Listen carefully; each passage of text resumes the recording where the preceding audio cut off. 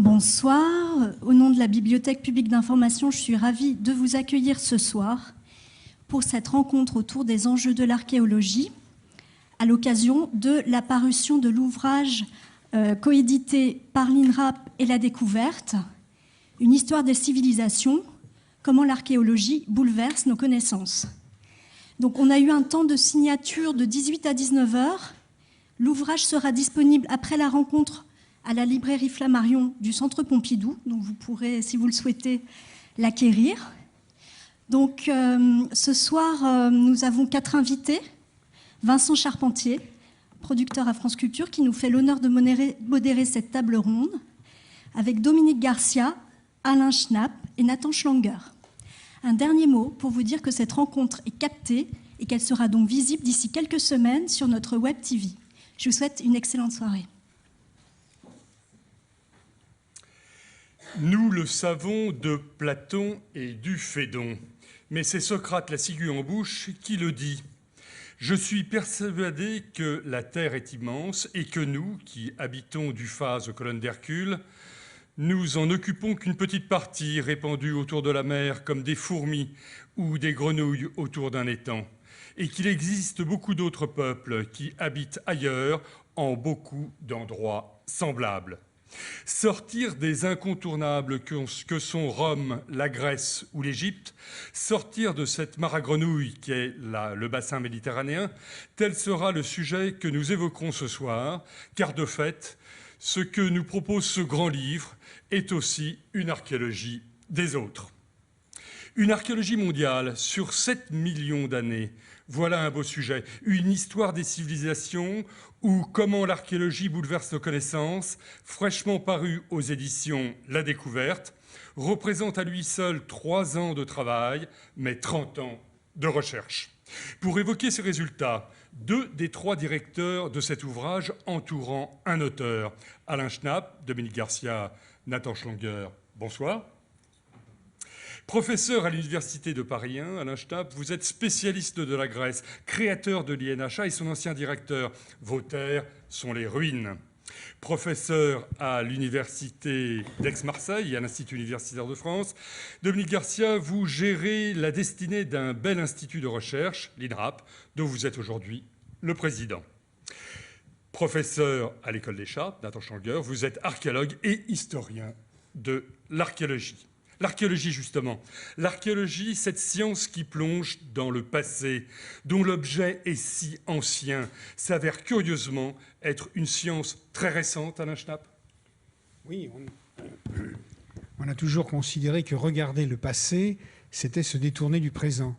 Mais en fait, si on le considère en face, comme le suggèrent les Babyloniens, qui ont un mot pour dire le passé, qui veut dire ce qui est en face de nous, et un mot pour dire le futur, ce qui est derrière nous. Une société, pour être bien dans sa peau, en quelque sorte, elle a besoin d'un rapport plus ou moins distancié, plus ou moins lointain, avec ce qui l'a précédé.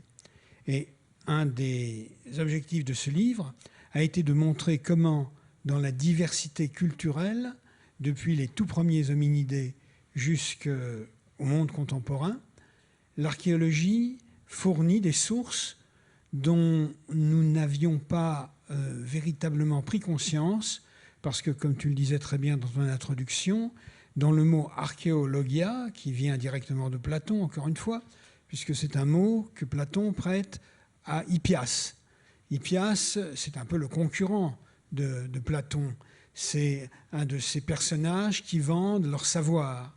Et on lui demande, mais comment arrives-tu à intéresser les Spartiates, qui sont des gens qui ne s'intéressent pas au passé, à toutes les affaires que tu leur racontes?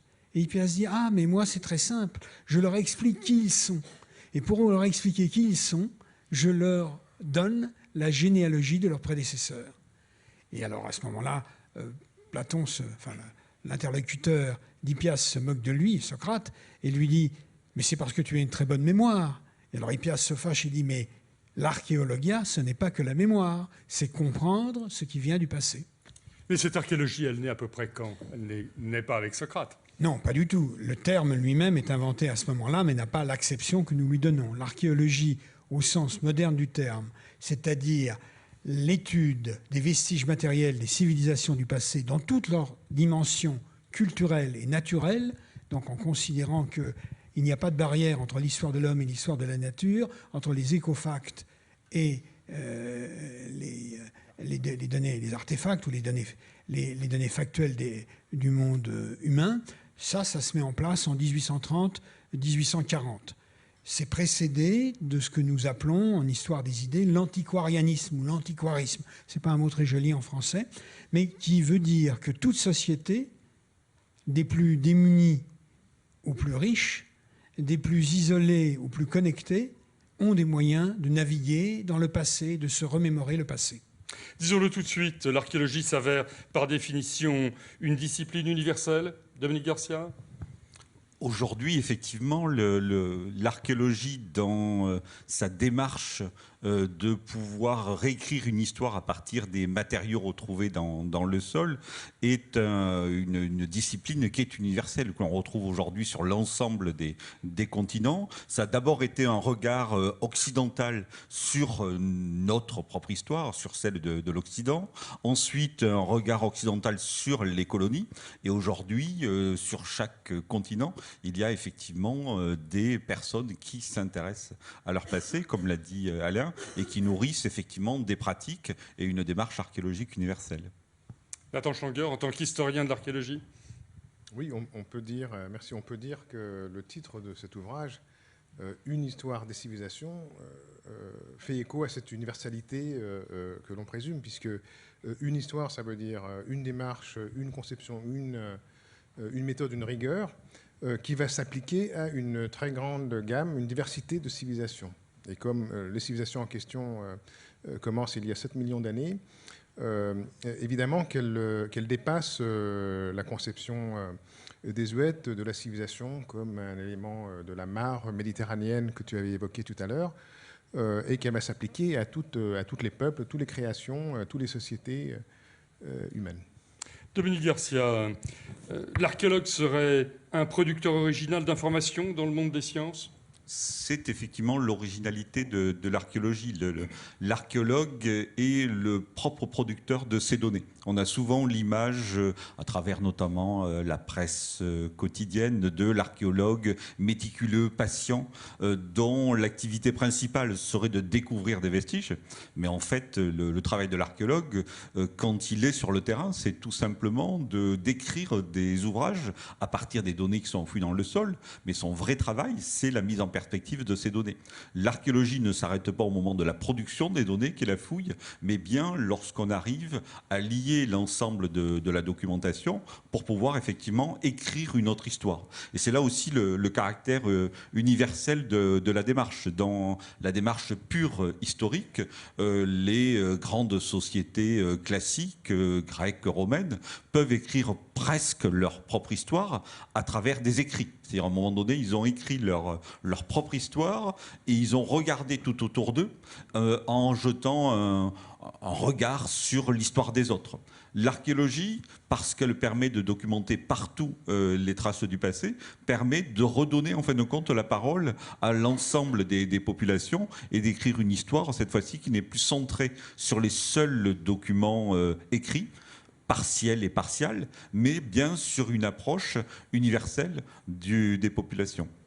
Que représente aujourd'hui ce livre ? Assurément une somme, plus de 600 pages, plus de 70 auteurs issus du monde entier ? La volonté des co-directeurs et des éditeurs qui ont permis la réalisation de cet ouvrage, c'était de prendre un peu de recul en disant, ben voilà, des milliers de sites chaque année, par exemple, l'INRAP, dont institut que j'ai l'honneur de présider, explore 2000 sites en des diagnostics et des fouilles. Sur une quinzaine d'années, voilà, on verra que ça représente une somme importante de sites archéologiques qui sont explorés. Et la même chose dans des pays voisins. Donc une masse de données qui permettait chaque site archéologique, il faut presque les imaginer, comme une bibliothèque qu'on découvre. Et donc on se devait peut-être 30 ans après les révolutions importantes de l'archéologie contemporaine, de revisiter comme ça une histoire universelle en disant, ben voilà, d'un point de vue de l'archéologie, comment on peut écrire une trajectoire des sociétés. Il s'agit là d'une rare synthèse dans le monde de l'édition, Alain Schnapp. Oui, les entreprises de ce genre sont assez rares parce qu'elles demandent beaucoup de temps et elles demandent des soutiens que nous avons eu la chance d'obtenir tant de l'institution que de la Fondation de France ou d'autres soutiens privés. La dernière fois qu'en français quelque chose de ce genre était sorti, c'était Madame Flon-Ranvaux qui avait publié cet atlas de l'archéologie. Dans les années 80. Dans les années 80, qui était publié par l'Encyclopædia Universalis. Et autrement, dans la même période était sortie l'Encyclopédie de l'archéologie de Cambridge, qui était une tentative assez proche de la nôtre de casser un peu les particularités de chaque civilisation, de casser un peu les frontières pour avoir des vues plus globales. Et donc là, on a eu la chance d'avoir des collaborations très diverses, chinoises, japonaises, russes, du monde océanien ou de l'Amérique. Et donc, même si nous aurions encore espéré avoir plus de collaborations internationales, mais il y a des difficultés pour traduire, pour obtenir les papiers à temps, pour obtenir aussi que les papiers soient cohérents par rapport à une ligne éditoriale.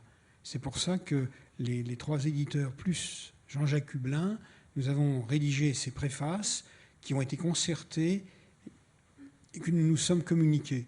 Donc le lecteur devrait trouver un fil directeur qui unit les dizaines d'articles très différents les uns des autres avec une problématique plus générale. En tout cas, chaque civilisation, ses singularités sociales ou culturelles, sont replacées dans son contexte historique, mieux temporel ? Même beaucoup plus large, parce qu'on le disait tout à l'heure à propos des antiquaires des siècles passés. Pendant souvent, l'archéologue, celui qui a produit des objets, on était à la recherche de statues, de vases, voire de documents qui illustraient des ouvrages historiques. L'archéologie était une discipline supplétive de l'histoire en tant que telle. Là, on a pris tout à l'heure deux termes d'artefacts et d'écofacts, des termes un peu savants ou tout simplement barbares, qui veulent dire qu'on a travaillé autant sur des matériaux produits par l'homme, des vases, des monnaies, des statues, mais également des matériaux venant des sciences de la nature, voire des sciences de la terre. C'est-à-dire on a pris en compte les charbons de bois, l'étude des graines, l'étude des terres, etc. C'est-à-dire que cette histoire des civilisations, c'est l'histoire des hommes, l'histoire des sociétés, mais aussi la manière dont les hommes et ces sociétés ont façonné les paysages et en fin de compte ont produit leur propre environnement. Ce qu'on sait aujourd'hui, c'est qu'en fin de compte, peu d'espaces sont réellement naturels, ce sont des productions anthropiques, et cet ouvrage prend bien aussi l'ampleur de cette approche-là, c'est-à-dire l'histoire de l'homme et de son environnement dans les parties qu'il a améliorées, qu'il a transformées, qu'il a su mettre à sa main. Justement, ce que vous proposez serait une histoire des civilisations au travers d'une approche anthropologique et historique de l'archéologie ? Une approche globale, c'est-à-dire qu'on n'a pas voulu faire une approche, même si on a dans cette introduction parlé de la démarche de l'archéologue et dans la démarche de l'historien des textes, mais dans cet ouvrage, on a mêlé l'histoire de l'art, l'histoire des textes, les données archéologiques, pour justement montrer que tout ça était des matériaux de l'histoire. L'ouvrage affronte les questions auxquelles fait face l'archéologie aujourd'hui ? Alain Schnapp ? Oui, enfin, il cherche à répondre à une question épistémologique qui est que l'accumulation des données est devenue un frein, je dirais, à la connaissance primaire de ces données. Et il y a à Salomon Reynac, qui était un des grands archéologues du début du XXe siècle, il était directeur du musée de Saint-Germain-en-Laye et il était compétent du Paléolithique à l'art de la Renaissance. Et il se vantait, et c'était un homme très discipliné, de lire à peu près tous les journaux scientifiques concernant l'archéologie et l'histoire de l'art. Aujourd'hui, même un spécialiste qui voudrait dire « je suis un spécialiste d'histoire de l'art de la Renaissance », il n'arriverait pas à lire dans l'année tous les articles qui sont produits, a fortiori un archéologue généraliste. Donc nous avons ce déficit de la connectique mentale humaine qui fait qu'il se produit plus de livres et plus d'articles chaque année que même un homme disposant de tout le temps possible ne pourrait pas les lire. Un individu dans sa vie, faites le compte, peut lire 10 000 livres, peut-être 15 000 livres, mais pas plus. Et il se publie dans le monde chaque année 100 000 livres.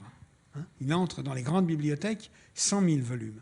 Et dans nos disciplines, eh bien, cette inflation qui est positive, parce qu'elle permet, c'est ce que disait Dominique Garcia il y a un instant, elle permet d'assurer le contrôle en continu de ce que les grands travaux font sortir du sol. Mais cette pression qui s'exerce sur nous peut avoir le défaut de ne donner que des documents primaires et d'être, c'est ce que tu disais il y a un instant, moins sensible à l'organisation des données. Et là, ce genre d'effort, on prend un peu de distance, on consulte des spécialistes, on les fait se mettre d'accord sur les domaines. Il y a des domaines que nous avons couverts généreusement, d'autres un tout petit peu moins, d'autres que nous avons presque oubliés. C'est un peu la loi du genre. Mais la volonté de synthèse, c'est qu'il ne soit pas une synthèse didactique. Certes, cet ouvrage a aussi une fonction didactique, mais elle a, la synthèse a l'ambition de faire le tour des grands problèmes que nous rencontrons. Le premier, donc, c'est la quantité. Le second, c'est l'érosion, qui a toujours été là. Cette érosion qui fait que les grands travaux, les bouleversements écologiques, ils touchent l'ensemble de la planète et ils touchent aussi les domaines de recherche. Et quand on voit aussi la situation actuelle, les guerres au Proche-Orient, personne, en 1950, quand l'UNESCO était encore plein d'une ambition de République universelle des lettres, de collaboration universelle, ne pouvait imaginer ce qui pourrait se passer en Irak, en Syrie ou dans d'autres pays, ou au Yémen maintenant. Et donc là, il y a un impératif éthique pour nous d'être présents, d'aider les archéologues en difficulté dans les pays en guerre. On a pris le Proche-Orient, mais on pourrait parler du centre de l'Afrique. Un des drames de l'Afrique, eh bien, c'est qu'il y a maintenant moins d'archéologues actifs sur le terrain dans toute l'Afrique qu'il y en avait au moment de la décolonisation il y a 30 ans. Donc l'instabilité économique, l'instabilité sociale, elle crée ces rétractions. Dans d'autres zones, il y a des progrès. Mais l'un des défis de l'archéologie, c'est d'observer, chaque génération doit être comptable de ce qui sort du sol. Et particulièrement les pays européens, et la France et l'Espagne à l'intérieur des pays européens, ont été, après la guerre, extrêmement peu attentives à ce que la reconstruction produisait. On a les Suédois, il y a un gradient qui va du nord au sud. Plus on va vers le sud, moins on était attentif. Peut-être aussi parce que dans le sud, démographiquement, il y a beaucoup plus d'antiquité dans le sol qu'il n'y en a dans le nord. Mais quand même, les grands bilans ont été faits à peu près de la Suède, en passant par la Pologne, la Tchécoslovaquie, et en arrivant au nord de l'Allemagne. Et puis quand on traverse la vieille frontière du Limes, on voit que les densités d'observation, les densités de fouilles sont moindres. Et donc ça, c'est un des problèmes auxquels répond un institut comme l'INRAP, mais auxquels répondent toutes sortes d'associations auxquelles Nathan a collaboré, qui tendent à créer une fédération européenne puis internationale des archéologues. Nathan Changuia.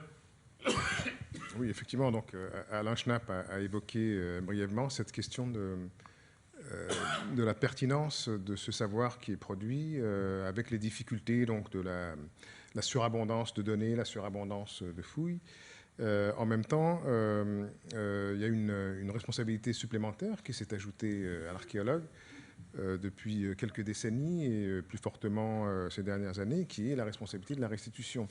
De faire connaître ce passé, de le rendre accessible et aussi de le rendre utilisable comme moyen de réflexion dans une démarche citoyenne, dans une démarche de compréhension du territoire, de ses évolutions, et dans une démarche, on a évoqué à plusieurs reprises, donc l'archéologie préventive, c'est-à-dire cette archéologie qui se déploie au préalable de l'aménagement du territoire et donc au préalable de la destruction des vestiges du passé.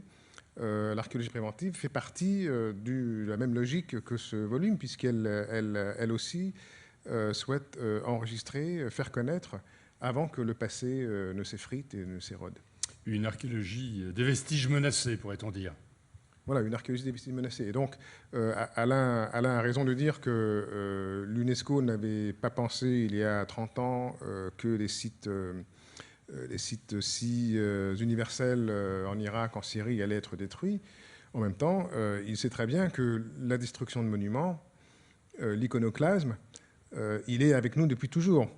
Et donc, il faut justement apporter cette dimension historienne pour, pas tout à fait relativiser, mais pour mieux prendre en compte les événements du présent en fonction de ceux du passé. De nos origines les plus lointaines à notre univers mondialisé, vous percevez 4 trajectoires qui séquencent cet énorme volume. Quels sont-ils? On a choisi, pas de manière arbitraire, mais de donner 4 grands rythmes. Premièrement, ce qui donne la définition de l'humain. Le premier thème qui a été mis en avant. Le deuxième, c'est celle des populations de chasseurs-cueilleurs. Le troisième thème, c'est celui des populations de producteurs, des agriculteurs et des éleveurs. Ensuite, l'émergence des États et des empires donne comme ça les 4 rythmes de la naissance de l'humain jusqu'à l'espace globalisé actuel. Évoquons le berceau de l'humanité. Disons-le tout de suite, l'homme a été vieilli de 3 millions d'années en moins de 30 ans. Nathan Changia? Oui, le berceau de l'humanité.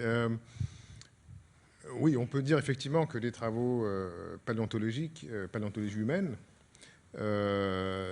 sont de plus en plus poussés et reconnus et ont toujours, d'ailleurs depuis toujours, cet engouement médiatique qui est assez paradoxal. On trouve un petit morceau d'ossement et on en fait tout un cas. Et très souvent, c'est d'ailleurs très bien expliqué dans l'ouvrage, très souvent on s'attache à ce que l'ossement qu'on a trouvé soit une espèce différente, avec un nouveau nom, soit le nom de l'inventeur, soit le nom du mécène qui a aidé à trouver, alors qu'on trouve des centaines de milliers d'artefacts, donc d'outils faits de pierre, de silex, et qui, eux, sont le témoignage de l'activité culturelle de ces hominidés, mais qui attirent beaucoup moins l'attention et qui font moins l'objet justement de cette dimension médiatique, alors qu'au contraire, ces éléments-là qui sont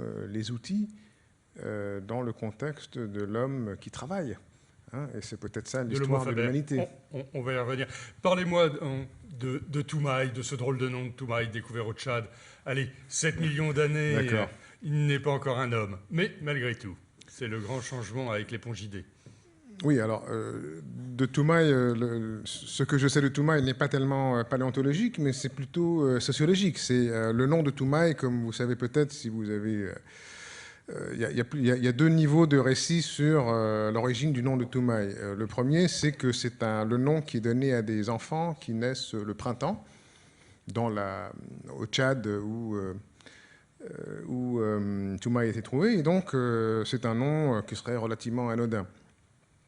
Or, le président du Tchad, dans une conférence de presse, a dit, voilà, j'ai décidé de donner à ce crâne le nom de Toumaï, mais au nom de quelqu'un de particulier, hein, qui est mon camarade de lutte contre la France. Et donc ça fait un petit scandale au niveau de l'ambassade, mais voici une belle réplique en quelque sorte d'un usage d'un nom qui semblerait anodin, qui, pour ceux qui savent, et désormais tout le monde le sait, hein, est aussi un clin d'œil à la façon dont se déroule la recherche paléontologique en Afrique dans un contexte postcolonial. Toumaï, dont on ne sait pas s'il est bipède, et c'est un véritable enjeu. Évoquons quelque chose qui est dans votre livre, qui est capital, qui a été découvert il n'y a pas si longtemps, des outils à 3,3 millions d'années. C'est allez, ce sont les plus vieux artefacts, pour utiliser un mot que vous utilisiez tout à l'heure, les plus vieux artefacts dont on ne sait exactement par qui ils ont été faits. Alors, dire peut-être en introduction que la partie justement sur les origines est signée de Jean-Jacques Hublin, qui est professeur au Collège de France et qui a réalisé là une synthèse merveilleuse avec des éléments de cartographie originaux. Et donc, on a vraiment là un outil neuf dans cet ouvrage. Et un outil, moi je dirais humblement, en tant qu'archéologue de période plus récente, qui permet de relire autrement l'humanité. Tout à l'heure, on parlait de datation. Il faut savoir que ce n'est pas les outils nouveaux qui ont permis de changer les dates. C'est l'appréhension, et ça c'est intéressant, c'est l'appréhension qu'on a de l'humanité. Moi, quand j'étais étudiant il y a très longtemps, au début des années 80, on nous disait ce qui fait l'homme, c'est l'outil. Donc, dès qu'on retrouve les premiers outils, on dit c'est ça qui a fait l'humanité. Ensuite, on nous a dit c'est la position debout. Aujourd'hui, et ça, ces datations-là n'ont guère changé.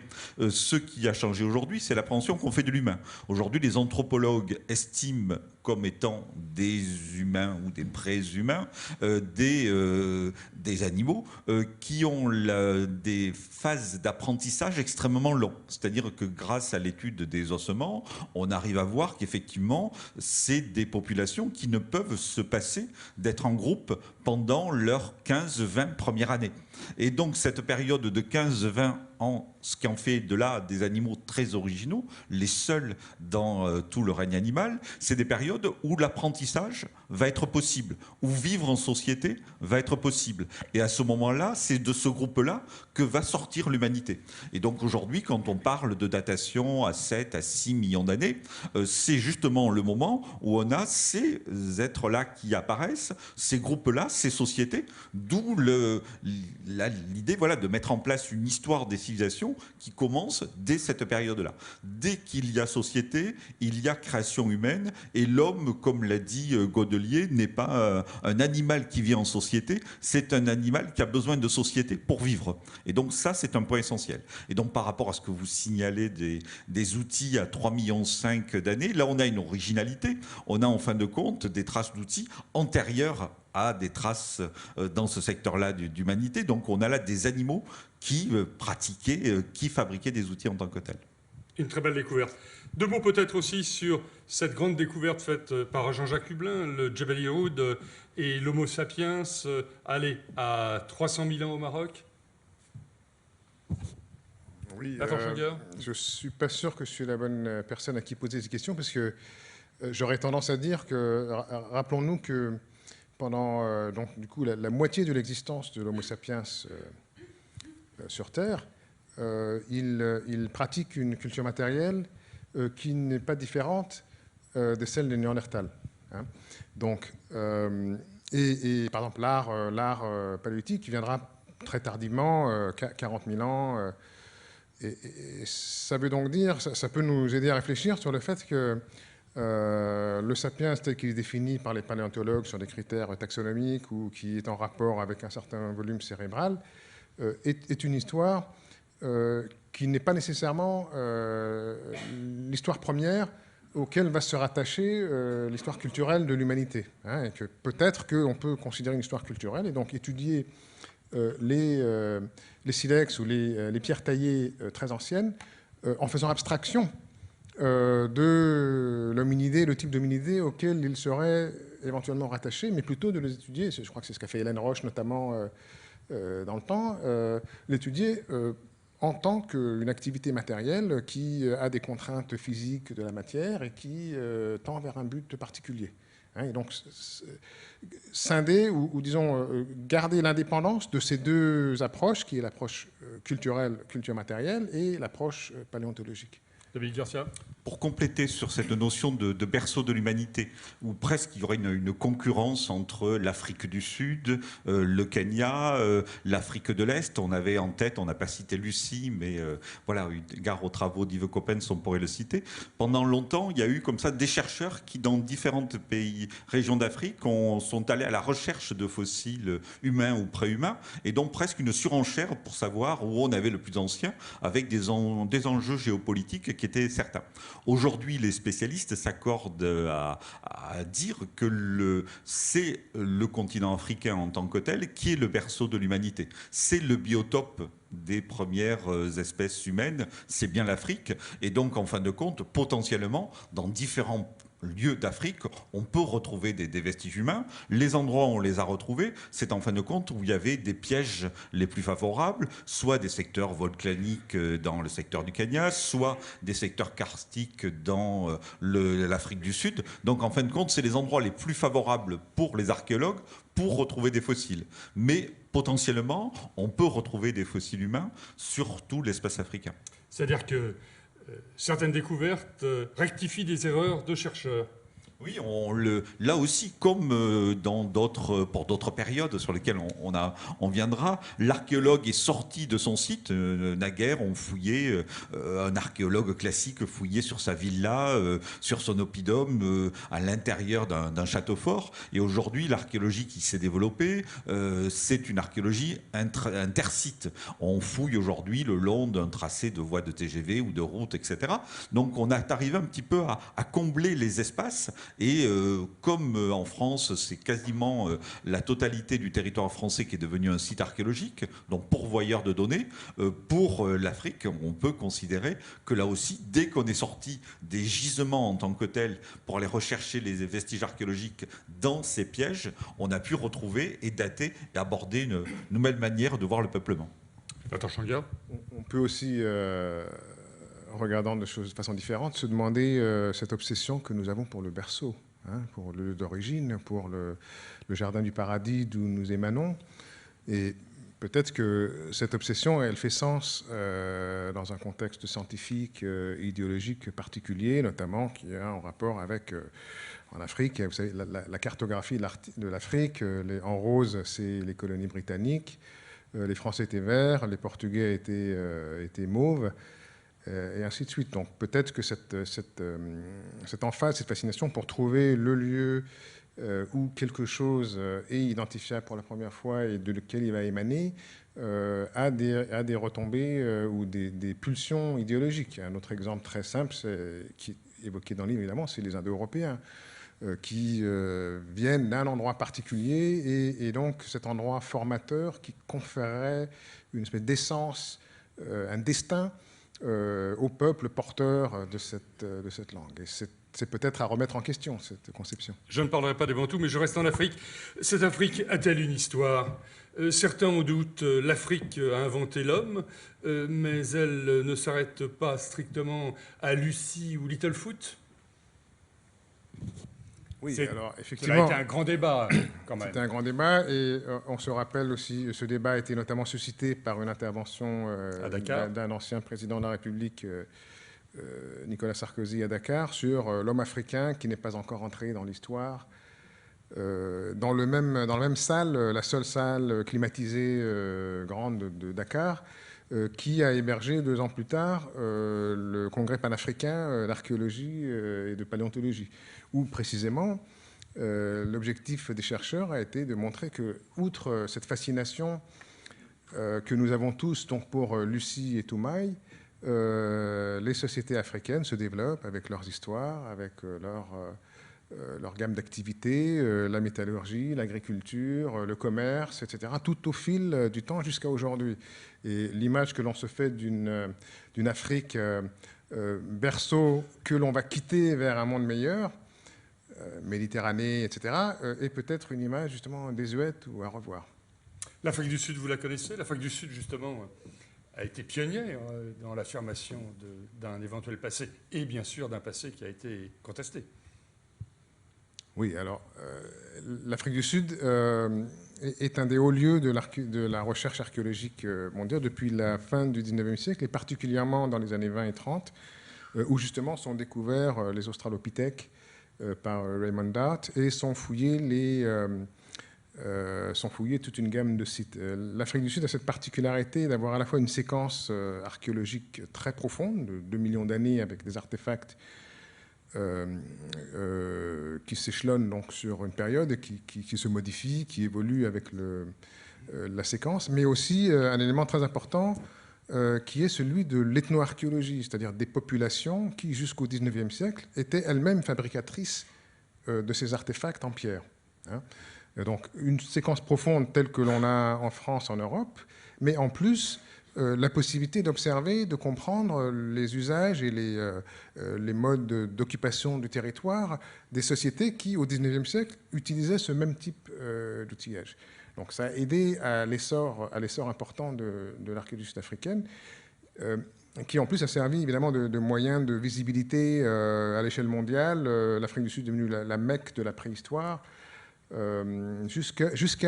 paradoxalement jusqu'au régime apartheid. Et avec le régime apartheid de 1948, un désintérêt total en archéologie. Et cet intérêt de la communauté internationale. Cet intérêt ne s'est réveillé qu'après l'apartheid, et plus précisément avec l'arrivée du président Thabo Mbeki. Et c'est Thabo Mbeki qui a reconstruit cette idée de la renaissance africaine. L'Afrique du Sud comme le berceau de l'humanité, c'est lui qui a invité les nations, rappelez-vous, au colloque des Nations Unies en 2002, en disant à tout le monde « Welcome home hein, », bienvenue à notre demeure, qui est l'Afrique du Sud, la demeure de l'humanité tout entière. Dominique Garcia, ce que vous retracez aussi, c'est une archéologie de la démographie, de quelques individus aux milliards que nous sommes aujourd'hui. Effectivement, on rêvait presque, lorsqu'on travaillait sur cet ouvrage, d'essayer de présenter comme ça une courbe démographique.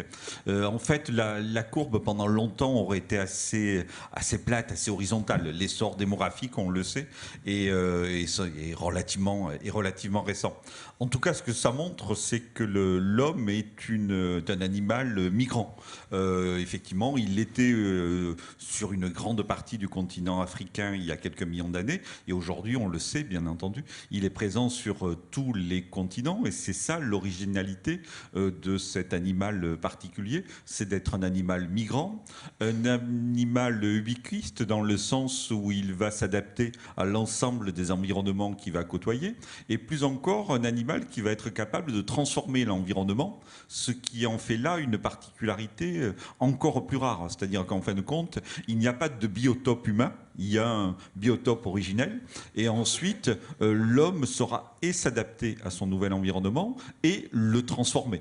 À tel point qu'il y a même des espaces qu'on appelait des espaces primaires, dont l'archéologie aujourd'hui montre que sous ces espaces primaires, on a des occupations humaines.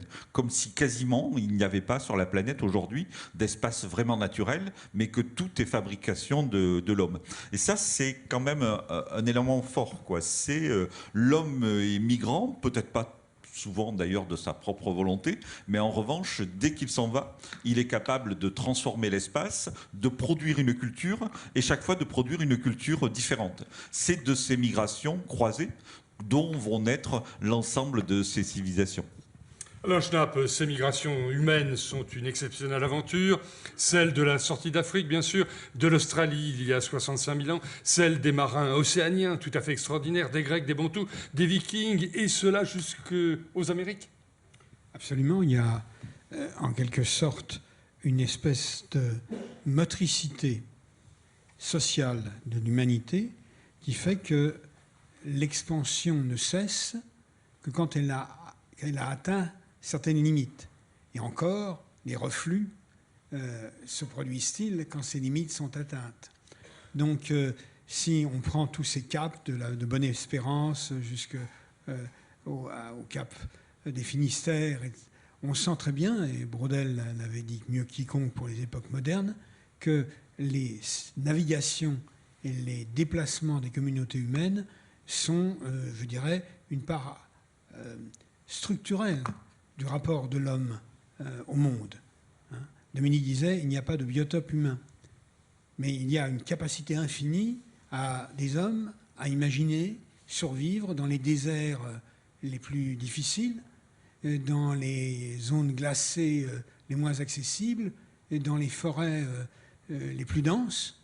Et chaque fois, des techniques, des savoir-faire sont fabriqués. Et aujourd'hui, on s'aperçoit que ce soit dans les populations de l'Amérique du Sud moderne et ancienne, que ce soit en Laponie, que ce soit dans le désert du Kalahari, des stratégies particulières ont été inventées qui permettaient aux hommes de subsister là où cela semblait impossible. Rappelez-vous les descriptions des Fuégiens, par exemple, par les marins dans les années 1850, 1860. On avait l'impression que... La Patagonie. Voilà, qu'en Patagonie, ces hommes vivaient quasiment nus, sans cabane pratiquement, dans ces zones où il pleuvait tout le temps. Et les anthropologues ou les premiers visiteurs n'étaient pas capables de voir comment ces hommes s'étaient adaptés et comment ils avaient trouvé, je dirais, les niches écologiques qui leur permettaient de survivre. La plus belle migration est sans nul doute l'expansion austronésienne, Madagascar, le Pacifique, jusque, bien sûr, en Amérique, avec un savoir unique. Oui, et Éric Comte, qui est professeur à l'université de Tahiti et qui a écrit ce travail, qui est un élève de José Garanger, un des tout premiers anthropologues et préhistoriens qui se sont intéressés à ces migrations océaniennes, montre la capacité d'expansion de ces hommes sur ces bateaux où des marins modernes ne tiendraient pas quelques heures. Donc il y a un art de construire ces bateaux, de s'adapter à ces conditions de vie difficiles, de trouver les moyens de navigation alors qu'ils n'ont pas les outils, même pas la boussole, et d'arriver... il y a eu moins de naufrages que ce qu'on pourrait penser. Et par contre, une des difficultés, on le voit très bien par exemple dans la forêt primaire australienne, les hommes arrivent, mais il leur faut 10 000 ans, 15 000 ans pour passer juste du rivage à la forêt.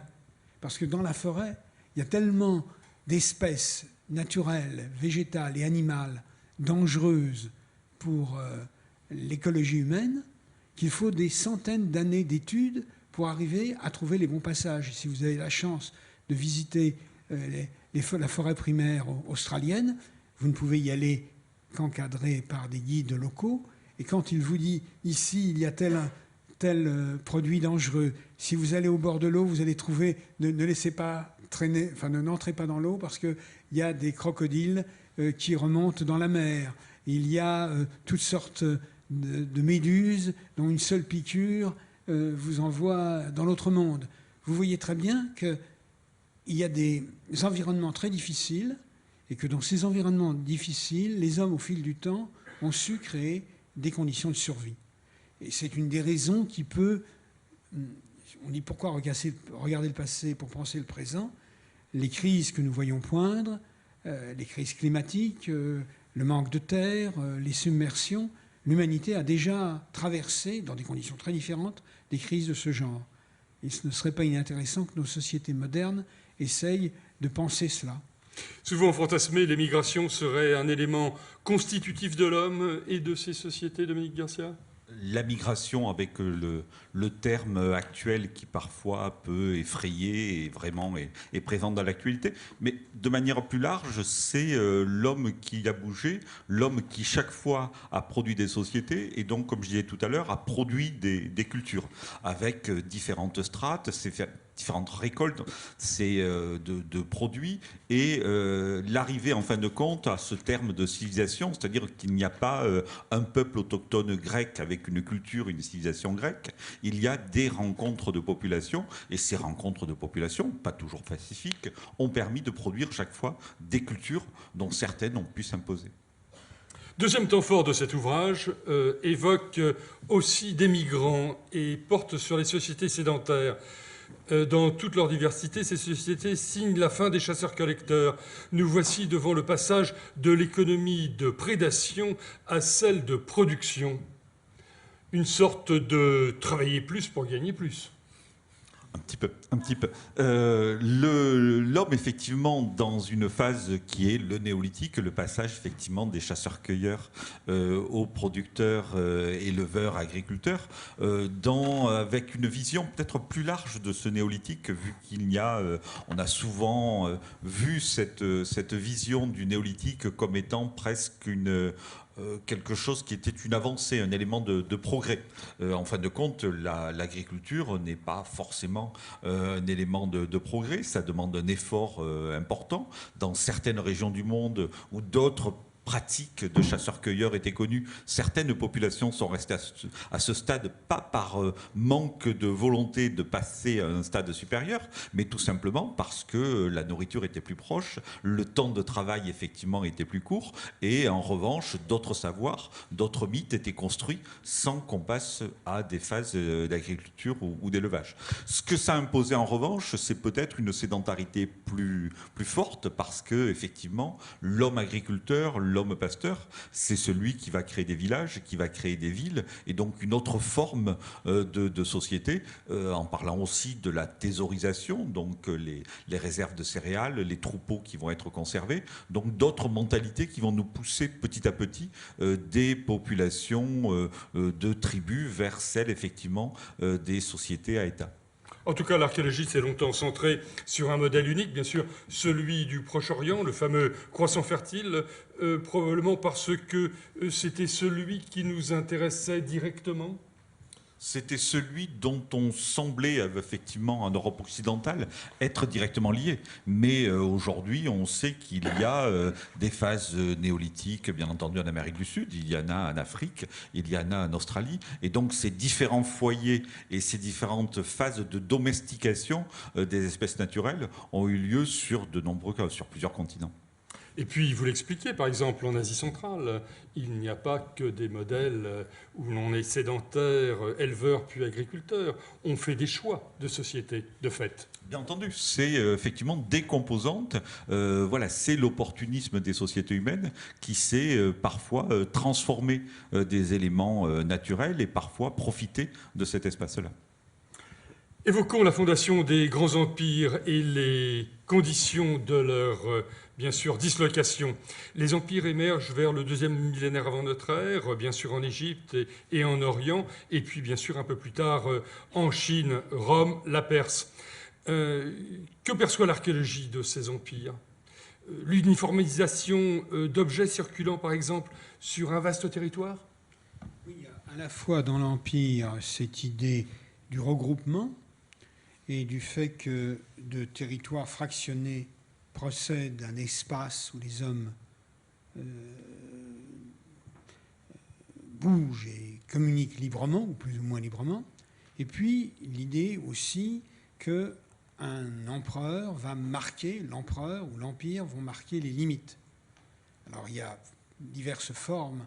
Quand on pense à la constitution de l'Empire chinois et à cette idée terrible du premier empereur au IIIe siècle, de Shi Huangdi, en quelque sorte de dire, son nom dit « je suis le premier ».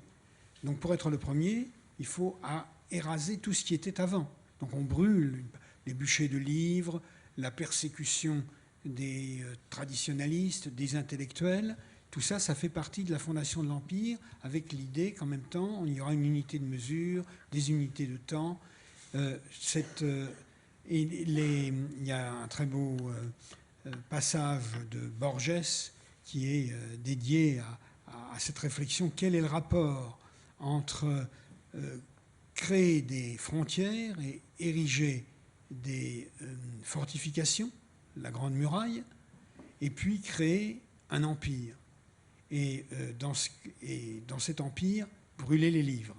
Alors naturellement, c'est la fiction poétique de Borges, mais elle nous dit que les empires sont constamment pris entre cette idée d'affirmer une identité et en même temps de rappeler les singularités. Quand Darius donne la liste sur sa grande inscription, donne la liste de tous les peuples qu'il a conquis, il y en a plus de 60 ou de 50. Donc, il dit lui-même, je ne suis Darius qui vient de très loin et je ne suis pas l'un des vôtres, mais je suis votre empereur et vous me devez obéissance. Et dans ce discours que tient en quelque sorte l'empereur romain, quand on voit la définition de la politique de l'Empire, on sent bien qu'il y a une nécessité d'affirmation d'une identité. Identité qui en même temps est très forte dans je dirais, la structure hiérarchique et ambiguë, comme tu le disais il y a un instant, dans les formes matérielles. Parce que, dans le fond, Rome s'étend des limites de la Germanie du sud de l'Angleterre jusqu'à tout le plateau, toute la bordure de l'Afrique. Et là, quand on regarde, les technologies, l'urbanisme des villes romaines est le même. Mais quand on regarde le mode de vie des populations, il varie considérablement d'un endroit à l'autre, pour les raisons que nous connaissons, géographiques, climatiques ou autres. Donc l'Empire, c'est cette adaptation entre centre et périphérie qui est parfois instable. Donc elle intègre et elle rejette. Voilà, c'est cette idée d'un des empires du Bas-Empire qui va visiter le Limès, la frontière. Et alors, il passe de l'autre côté du Limès, dans l'endroit qui n'est plus contrôlé par l'empereur et par les troupes romaines. Et il dit, c'est bizarre, parce que les gens sont habillés de la même manière, et ils parlent la même langue d'un côté et de l'autre. Donc on ne sait plus qui sont les Latins et qui sont les Germains, parce que les Latins sont germanisés et les Germains sont latinisés. Il le dit très bien. Il y a des textes du 5e, 6e siècle qui le disent encore mieux, dans ce grand désarroi de la chute de l'Empire et de la formation de ces nouveaux royaumes. Et Théodoric, en quelque sorte, se veut un citoyen de Rome et un souverain gothique. Donc on voit que l'idée de l'appartenance, de l'identité, elle est à la base complexe dans la définition de chaque individu par rapport aux autres. Regardez toute la légende d'Arminius. L'Arminius vu du côté nationaliste allemand, qui est ce Germain qui résiste, etc. Et puis l'Arminius vu du côté des sources romaines, qui nous apprend qu'Arminius était un officier de l'armée romaine et qu'il avait été rompu à tous les raffinements de la politique et de l'entraînement qui était le leur. Mais j'ai pris Rome comme exemple. On pourrait parler aussi de l'Empire d'Alexandre, avec les ambiguïtés, justement, où s'arrête l'Empire, la limite, la rencontre avec l'Inde et ce genre de problèmes qui sont en train de bouger d'ailleurs énormément à cause du développement de l'archéologie dans ces zones, au Pakistan, en Iran et en Inde surtout. Et en Afghanistan. Voilà. Et en Afghanistan, malgré tout ce que nous savons. Oui. Dans votre livre, l'écriture n'est plus la césure entre deux temps, celui de la parole et de la mémoire, faisant place à celui de l'écrit. Oui, effectivement, on voit apparaître l'écriture dans l'ouvrage. L'écriture qui, en fin de compte, est liée à la comptabilité et qui est, en fin de compte, une expression de l'État. Les premières traces d'écriture sont liées, en fin de compte, à des comptes, à des gestions. C'est quand on aura du stock, quand ce stock, on voudra le contrôler, quand on lèvera des impôts, qu'on aura besoin effectivement d'avoir des listes relativement longues, que les moyens classiques ne répondront peut-être pas aux attentes et que sera mis au point des procédés d'écriture. C'est peut-être ça. Et ce n'est que plus tard peut-être que les mythes et autres seront transcrits avec ces éléments. Donc l'écriture, on la voit, nous on l'associe effectivement à ces éléments de production, à ces éléments comptables et ensuite petit à petit à la mise en place d'un État qui se servira de l'écriture, en fin de compte, comme un élément de contrôle. Oui, c'est une affaire compliquée parce qu'elle naît sous des formes différentes, l'écriture, dans les différentes sociétés. Hein. Donc, les toutes premières écritures chinoises par rapport aux toutes premières écritures du Moyen-Orient, c'est très différent. Et Samuel Noah Kramer et Jean Bottero ont montré que face à la théorie purement comptable de la naissance de l'écriture, l'épopée dans le monde mésopotamien naît aussi, elle, très tôt. Donc on ne sait pas très bien faire la différence entre le moment où l'écriture est un outil purement comptable, à la façon des palais mycéniens ou des contes des grands royaumes de Mésopotamie, et où l'écriture est un outil d'affirmation d'une langue. Alors, regardez comment Cyrus invente le vieux perse, en quelque sorte, pour concurrencer l'ougaritique et pour concurrencer l'akkadien. Donc, là, il y a encore des phénomènes de riches études qui nous attendent et qui sont liés moins à l'histoire de l'origine des langues. Hein. On se rappelle que Antoine Meillet, l'un des plus grands linguistes du monde, linguiste français des années 30, avait interdit à la Société de linguistique de Paris d'aborder la question de l'origine des langues. Hein. Ça recoupe un peu ce que disait tout à l'heure Nathan pour l'origine des techniques. On en sait beaucoup sur la diversité des langues, mais le nucléus central qui va déclencher les structures linguistiques, on est toujours aussi dans le brouillard pour l'identifier. Donc ce dont on peut se rendre compte maintenant, c'est de la diffusion de ces stratégies d'écriture, c'est de la découverte de bibliothèques entières, quand on découvre la bibliothèque d'Ebla, par exemple, mais Marie Ebla. et tous les assyriologues vous le diront, il faudrait 3 fois plus d'assyriologues en activité de nos jours pour arriver à décrypter toutes les tablettes qui sont dans les réserves. Donc là, on voit le poids du texte par rapport au poids matériel. Donc on a multiplié les découvertes. Par exemple, on a critiqué, falsifié l'idée, chère à Wittfogel, des sociétés hydrauliques. Hein, l'État serait né de la nécessité du contrôle de l'eau, entraîné par des pratiques agricoles qui réclamaient ces canaux extrêmement complexes à monter. Aujourd'hui, on est beaucoup plus réservé là-dessus. Donc, ce que des gens comme Braidwood, le grand archéologue américain, ou avant lui Gordon Childe dans les années 30, présentaient comme des faits avérés, les fouilles récentes le remettent en cause à la marge. Ce qui fait qu'on a parfois l'impression que l'archéologie se répète un peu, mais il y a un problème aussi de connaissances cycliques dans nos disciplines. Dominique Garcia, l'histoire est bien sûr basée sur les textes. Y a-t-il rivalité ou complémentarité entre l'étude des textes historiques et l'archéologie qui étudie les biens matériels? Non, c'est deux, on l'a dit tout à l'heure, c'est deux projecteurs différents. Et nous, on a refusé aucune lumière pour écrire cet ouvrage. C'est-à-dire qu'en fin de compte, on sait quand même, dans ce socle, il y a l'archéologie, et une archéologie qui utilise les textes, effectivement, pour les confronter avec les données archéologiques. Et quand il n'y avait pas de texte, utiliser les données archéologiques comme des archives du sol. En tout cas, émergence, apogée, déclin, puis bien sûr effondrement. La vie de ces empires n'est plus régie par ces 3 ou 4 phases pour l'archéologue? Non, une sorte de processus. On l'a dit tout à l'heure avec le terme souvent. Quand on a il y a 50 ans, on écrivait une histoire des civilisations. Effectivement, on partait d'un mot, d'un nom qui nommait ces civilisations-là. D'ailleurs, souvent un nom qui avait été donné de manière postérieure. Et ensuite, on le nourrissait, on l'illustrait de documents archéologiques. Là, on a fait quelque chose qui était beaucoup plus transversal, c'est-à-dire qu'on sont évoqués également dans cet ouvrage des civilisations non nommés à des périodes relativement récentes et nourris par l'archéologie. Et donc on a écarté effectivement, lorsque ça nous a semblé utile, cette notion d'origine. On en parlait pour l'origine de l'homme, l'origine de la langue, l'origine des civilisations en tant que telles. Voilà, sans faire de mauvais jeu de mots, l'anagramme de l'origine, c'est religion. Et donc il faudrait ne pas chercher forcément une origine à tout, mais voir comment se sont constituées les sociétés, comment se sont constitués les peuples. Donc on fait remarquer que les peuples ne sont pas des entités immuables de l'humanité, mais bien des constructions sociales, des constructions culturelles, et que des rencontres de différentes populations avaient fait naître effectivement des peuples et des cultures matérielles adaptées.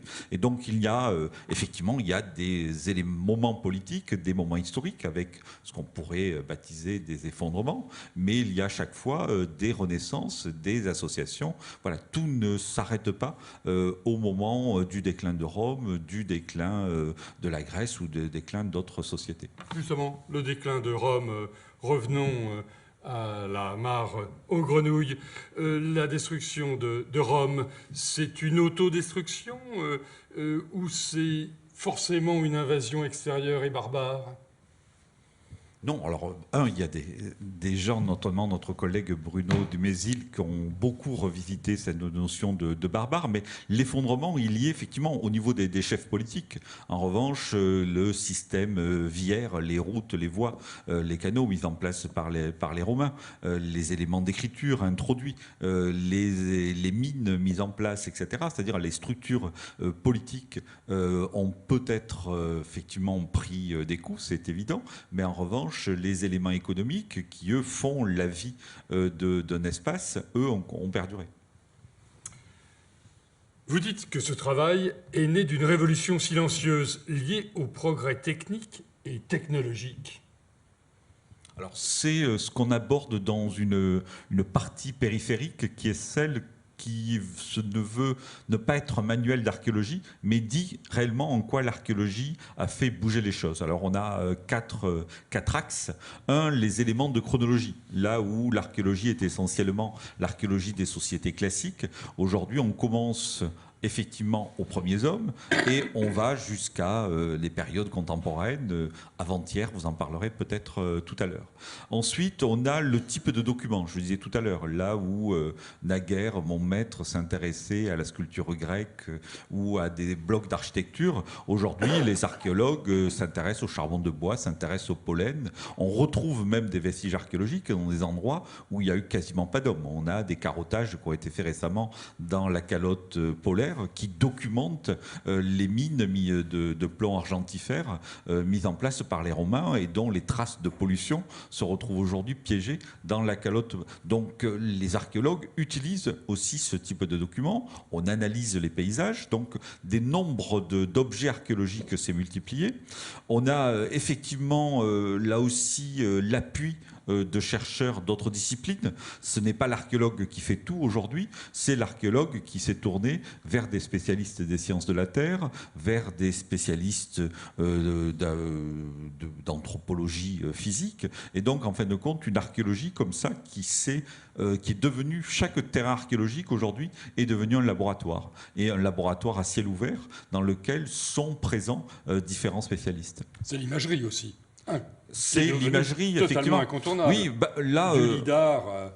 Effectivement, le terrain archéologique aujourd'hui est celui où on fouille, c'est celui aussi entre où on fouille. Effectivement, le lidar, ce système embarqué qui permet de dire l'espace construit sous la végétation, permet aujourd'hui d'explorer la forêt amazonienne ou la forêt du Morvan et retrouver des limites parcellaires, des voies, sans pour autant que l'archéologue ait besoin de fouiller, même s'il faut se méfier parce que ce que produit le lidar, ce sont des images. Ensuite, les dater, les raccrocher justement à une population, à une civilisation, à une culture, à une économie, demande une investigation de terrain. C'est aussi l'archéologie préventive ?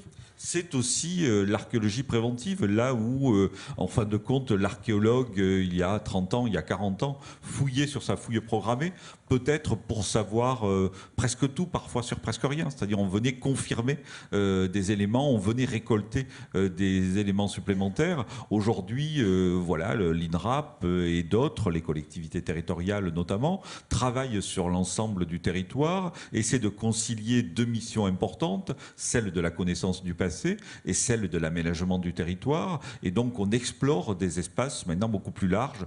Voilà, souvent je cite, mettons, l'exploration le long du tracé du TGV, qui a permis de découvrir des sites traditionnels tels qu'on les entend, des villas, des maisons, des nécropoles, mais a permis aussi de recueillir les sédiments de part et d'autre du Rhône, qui ont montré l'emprise de l'homme sur le milieu, les mises en culture, les déforestations, les phases d'essartage, de brûlis, etc., les changements climatiques. Et donc aujourd'hui, l'histoire, voilà, l'homme essaie, l'archéologue, pardon, essaie de lire une histoire de l'humanité qui est celle, comme je disais tout à l'heure, de l'homme et de son environnement. Dominique Garcia, vous avez parlé peut-être de presque tout, sauf de la génétique. La génétique, c'est bien sûr Denisova, qui est totalement encore inconnu. C'est Flores, qui est une sorte de Lilliputien. C'est le Néandertal qui est si proche de nous.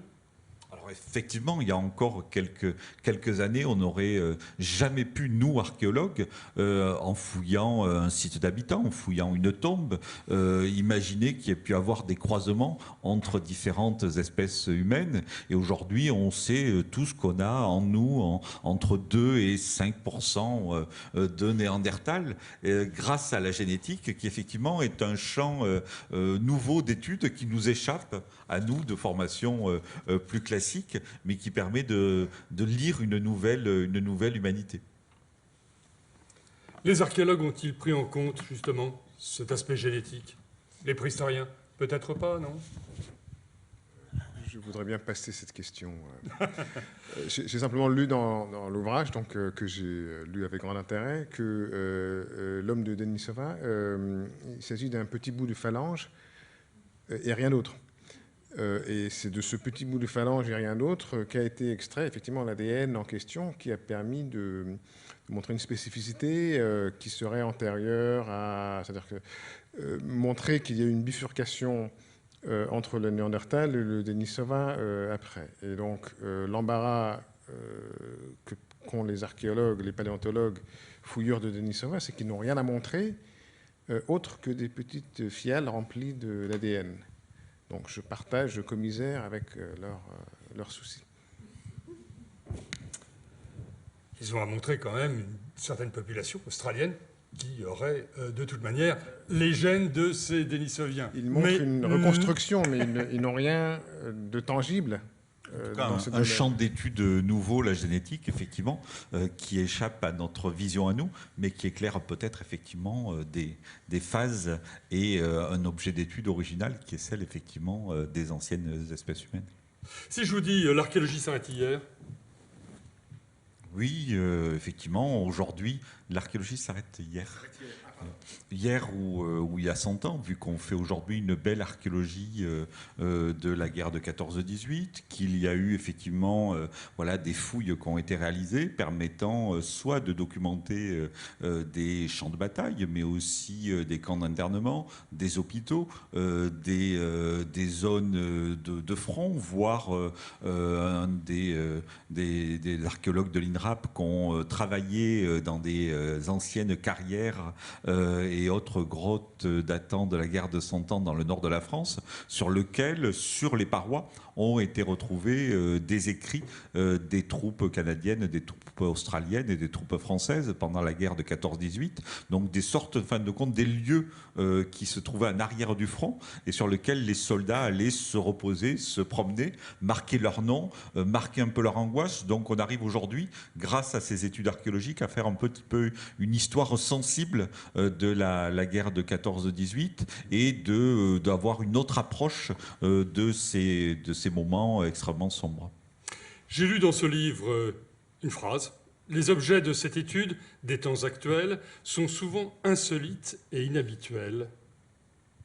Oui, bien entendu, parce qu'on a, pour éclairer ces populations, ces phases récentes, des objets que l'on ne retrouverait pas, qui ne sont pas présentés dans les films, qui ne sont pas présentés dans les textes, et que l'archéologie aujourd'hui contemporaine, on a également mis en place une archéologie des poubelles contemporaines qui permettent de réfléchir sur des problèmes de biens durables, de biocertificité, de société.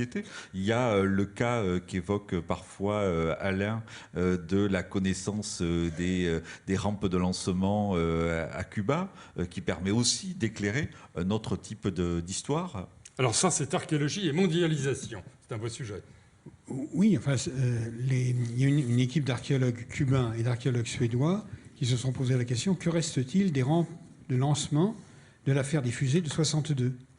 Et donc ils sont allés dans un endroit très précis à Cuba, enquêter, relever, et ils ont pu démontrer, la présence des troupes soviétiques dans cet endroit, alors que tout ça était sous le boisseau, les relations que ces soviétiques ont pu entretenir avec les populations locales, et le degré d'avancement de la construction de ces rampes.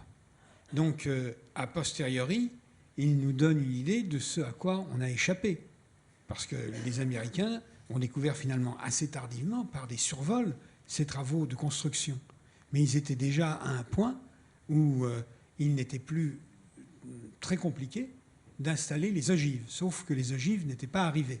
Et vous vous rappelez peut-être qu'il y a eu un moment où un sous-marin russe s'est trouvé confronté à une flotte américaine. 1962.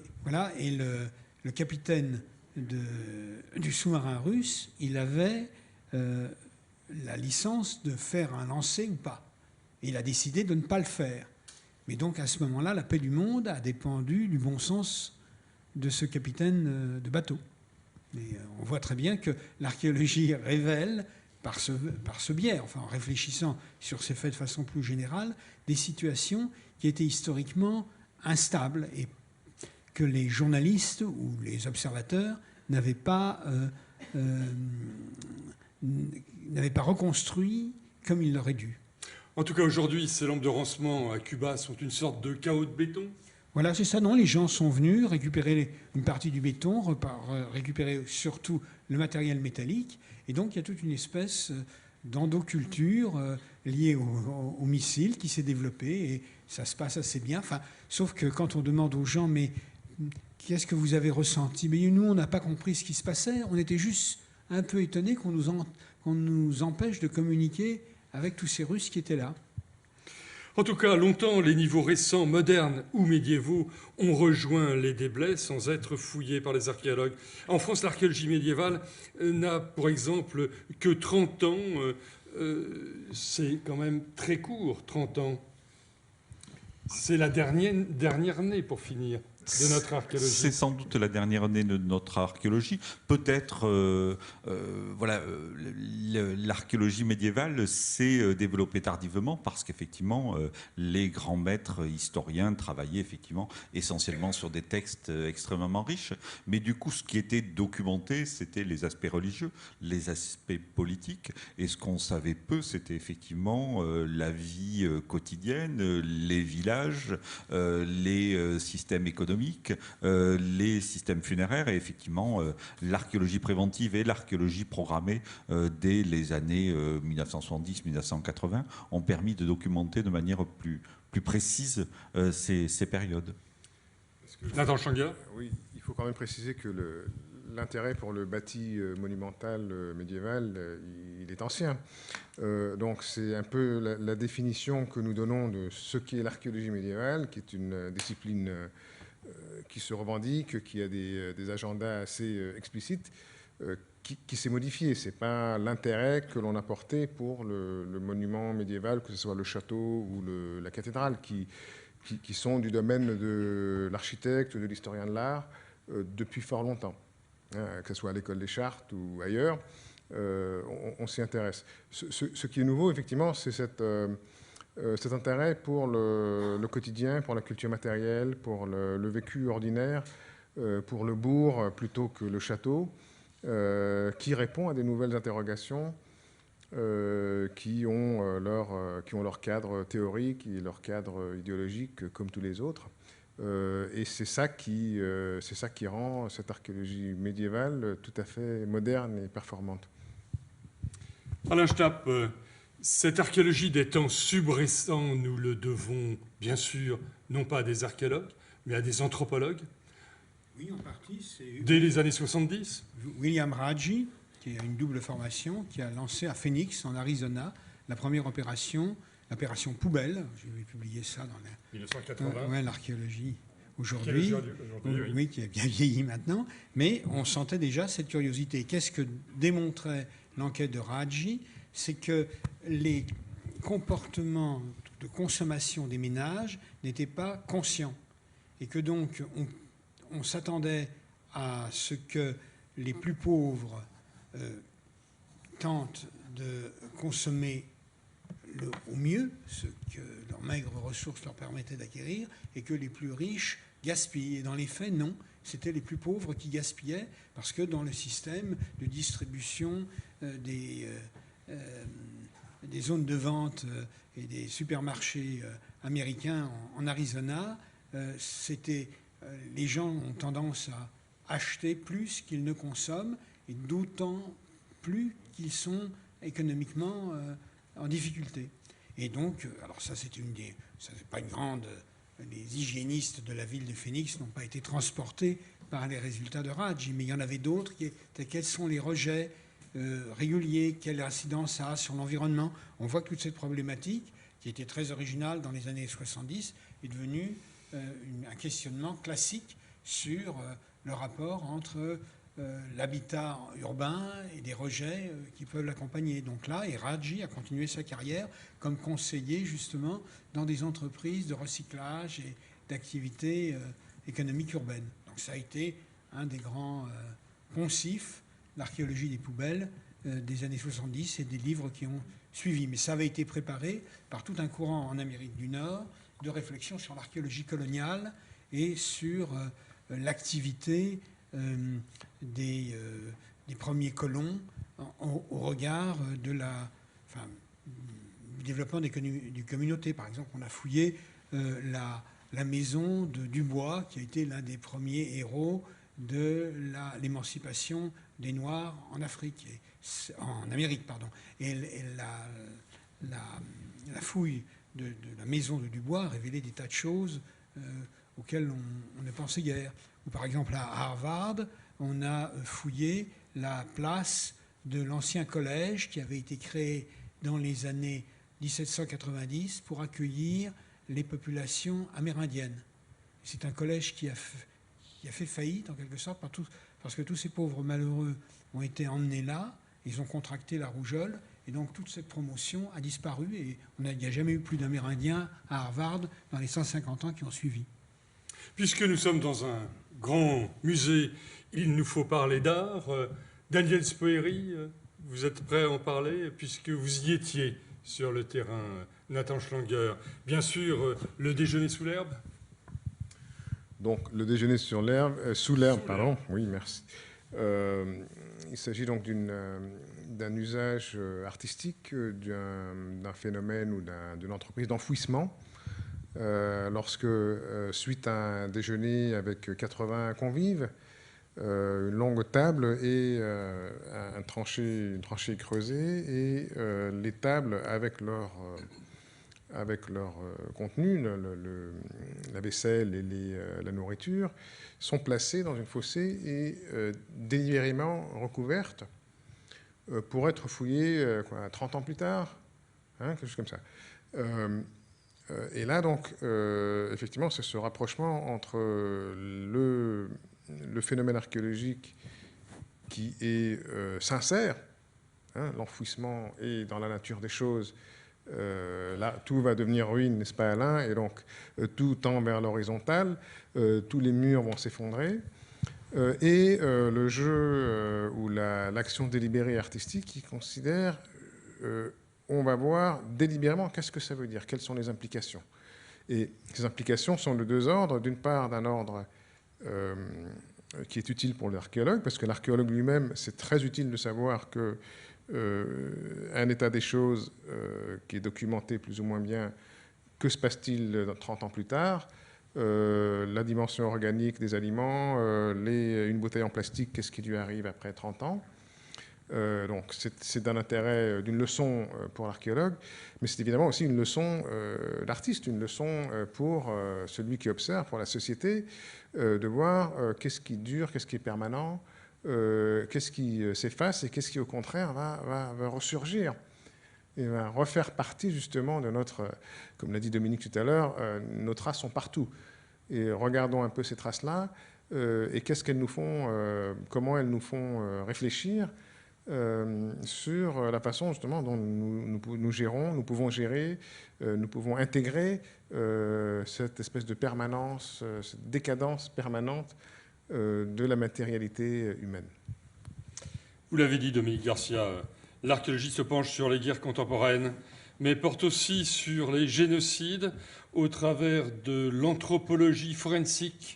Une nouvelle approche, quand même. Alors, une nouvelle approche, effectivement, où la justice, l'armée, la police utilisent le savoir-faire des archéologues et des approches archéologiques pour essayer de résoudre des affaires ponctuelles. Demain, peut-être documenter le cadre de la maison de Landru, mais de manière plus large et plus tragique, des archéologues aujourd'hui qui prêtent leur savoir-faire et leur regard à des grands massacres, génocides, le Rwanda, la Bosnie, et aujourd'hui Sobibor, et en ce moment même la fouille notamment de fosses franquistes en Espagne, donc parce que les archéologues ont effectivement mis en place des techniques permettant de reconnaître les emplacements de fosses, de lire ce paysage, ensuite de pouvoir fouiller, de mettre en place des déterminations, voire aujourd'hui on a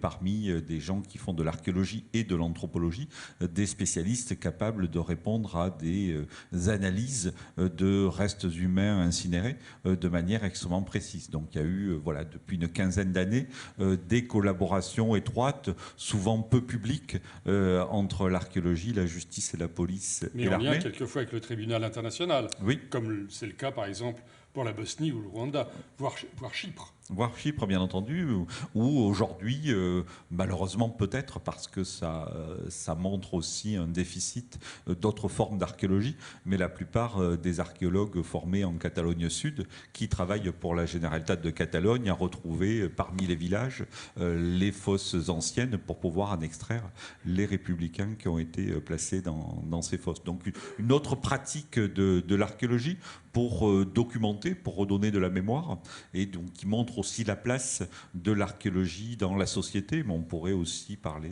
de l'archéologie de la santé ou d'autres thématiques où l'archéologie a aujourd'hui sa place. En tout cas, qu'en est-il de l'archéologie des minorités religieuses, les communautés juives, musulmanes ou protestantes? Là encore, un nouveau terrain donc à conquérir pour les archéologues, ou déjà conquis? Déjà conquis, non. Justement, il y a jusqu'à une vingtaine ou une trentaine d'années, on ne cherchait pas dans des habitats du 19e ou du 18e siècle, ou même médiévaux, des données discriminantes qui auraient permis d'identifier certains groupes de population. Maintenant, on est plus attentif à ces variabilités. Donc si on trouve un bain rituel dans une maison médiévale, il y a quand même des fortes ça a été le cas raisons. récemment. Ça a été le cas récemment pour penser qu'on est dans un quartier juif, dans une série de maisons juives. Et dans les fouilles récentes à Cologne, que Nathan connaît aussi bien ou mieux que moi, on a trouvé tout un tas de choses, y compris des manuscrits anciens, parce que on a d'ailleurs retrouvé plusieurs guénizas, y compris récemment aussi en Alsace. Donc là encore, notre capacité d'observation est affinée, et on a certains archéologues, le mot ne me plaît pas tellement, mais ils parlent d'archéologie à haute résolution. Je trouve ça un peu ridicule et prétentieux.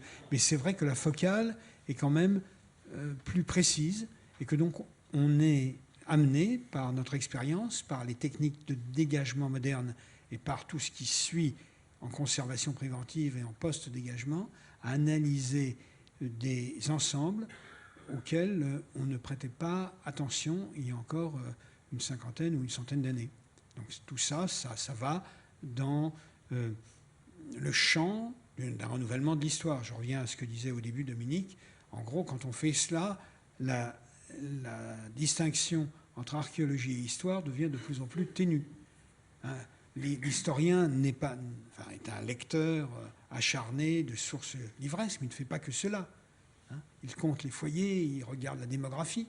De même, l'archéologue s'intéresse d'abord aux réalités matérielles, il va ramasser les monnaies, il va ramasser les objets sur le sol, mais il va aussi tenir compte du contexte dans lequel ils ont été découverts. Donc là, il y a une espèce, je ne dirais pas une réunification des sciences humaines, mais une convergence du travail archéologique, du travail historique, avec celui des sciences de la nature qui, de façon permanente, nous aident. Dominique Garcia, vous nous avez parlé d'avancées, de révolution méthodologique, mais les approches changent donc. Oui, les approches changent là où c'était l'introduction tout à l'heure d'Alain. Voilà, mon maître, c'était pas si vieux que ça, était capable de parler de Lascaux jusqu'à Picasso sans problème. Aujourd'hui, effectivement, on est peut-être un peu plus spécialisé. On ne travaille plus seul en sciences humaines, mais effectivement, les sciences sociales, je le disais tout à l'heure, les sciences de la terre, les sciences de la vie sont autour de l'archéologie. C'est pas tant l'archéologue qui est devenu extrêmement savant, c'est l'archéologue qui s'est entouré de spécialistes, et l'archéologie qui aujourd'hui est abordée d'une manière transversale. Dire également dans l'ouvrage qu'il y a de la place pour ce qui a fait de nous sans doute en partie des archéologues, c'est-à-dire l'émotion, l'émerveillement, et qu'au travers de l'étude des sociétés, au travers de l'étude des paysages et des objets, on arrive aussi à s'émerveiller et à s'émouvoir, parce que c'est quand même aussi une des vertus de l'archéologie. Nathan Stanger, l'archéologie entretient avec la société des rapports particulièrement féconds et complexes, écrivez-vous. Qu'entendez-vous par là? Très longtemps, donc, l'image de l'archéologue solitaire, Indiana Jones, qui se fait plaisir. Donc, ce plaisir, il ne faut pas l'avoir à outrance. Pourquoi pas? Mais une conception, soit l'archéologue dans son coin qui fouille dans son jardin, ce qui est tout à fait interdit d'ailleurs, soit l'archéologue qui est au service du prince, hein, qui va l'aider à reconstruire l'histoire de la cité et apporter cette légitimité du souverain actuel sur la base de l'interprétation des vestiges que l'on trouve dans le sol du territoire.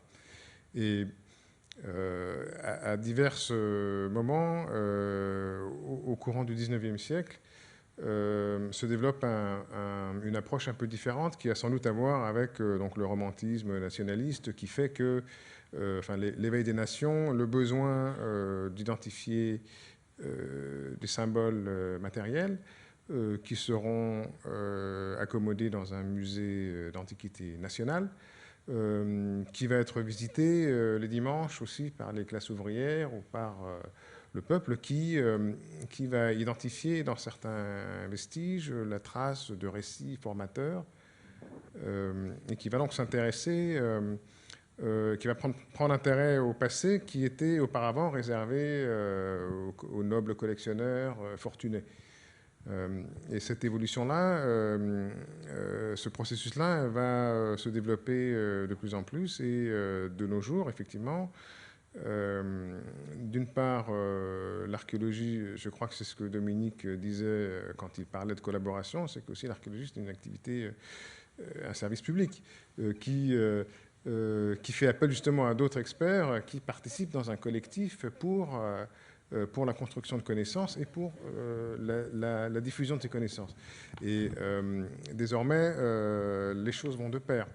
Et c'est pour ça que avec l'archéologie aujourd'hui, avec un ouvrage comme celui-ci, on est, je pense qu'un des objectifs des éditeurs du volume et des institutions qui sont associées, c'est de montrer que la connaissance de plus en plus affinée ou ouverte ou critique du passé est un élément qui participe à la construction du présent, hein, et qui aide, qui interpelle, qui choque parfois, qui dérange, qui nous pose des problèmes, mais qui nous aide. Ce passé lointain et poussiéreux est en fin de compte une création, une production d'aujourd'hui, avec nos propres méthodes, mais aussi nos biais, nos perspectives, nos agendas. Et cette création-là est un outil qui nous aide aussi à réfléchir le demain. Et juste un dernier mot, puisque sans doute on s'approche du dernier mot.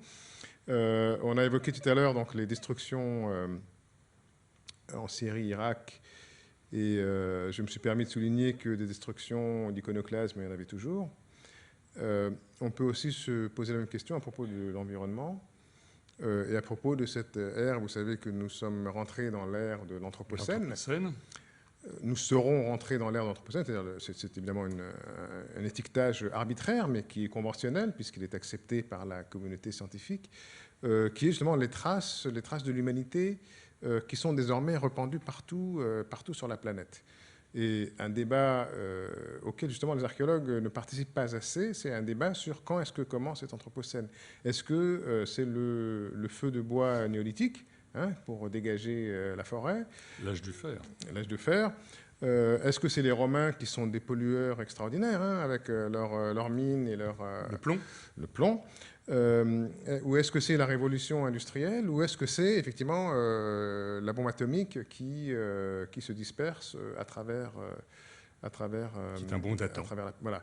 Et donc l'archéologie peut, dans ce sens-là, aider à reformuler ou à préciser ou à élargir cette question, et je pense que c'est un rôle important qu'elle a à jouer. Puisqu'il nous reste exactement 2 à 3 minutes, Dominique Garcia, l'archéologie doit montrer qu'elle répond à des préoccupations sociales, culturelles ? On peut le dire effectivement de manière engagée, de manière comme vous venez de le faire, ou tout simplement, moi juste une anecdote en contre-pied, ce qui a été dit, ou en complément.